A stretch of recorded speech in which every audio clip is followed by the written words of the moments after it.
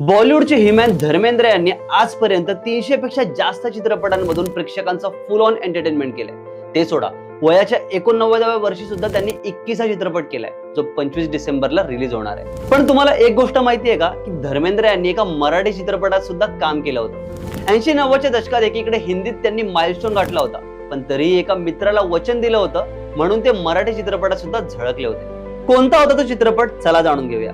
धर्मेंद्र यांनी आजवर हिंदी सोबत पंजाबी, बंगाली आणि एका मराठी चित्रपटात काम केले।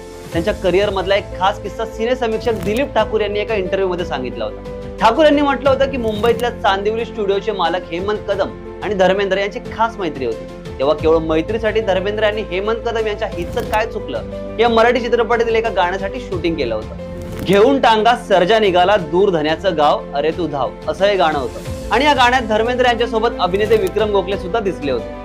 1989 साली हिचं काय चुकलं चित्रपट रिलीज झाला होता। या चित्रपटात विक्रम गोखले प्रमुख भूमिकेत होते, तर त्यांच्यासोबत विजय कदम, शोभा खोटे, रंजना आणि रवी पटवर्धन अशी मातब्बर कलाकार मंडळी सुद्धा होती। हँडसम आणि जबरदस्त ऍक्टिंग या दोन गोष्टींमुळे धर्मेंद्र यांची फॅन फॉलोइंग खूप मोठी होती। 1987 मध्ये 7 चित्रपट बॅक टू बॅक हिट देणारे द ग्रेट धर्मेंद्र कायमच त्यांच्या प्रत्येक कलाकृतीमधून आपल्या स्मरणात राहतील।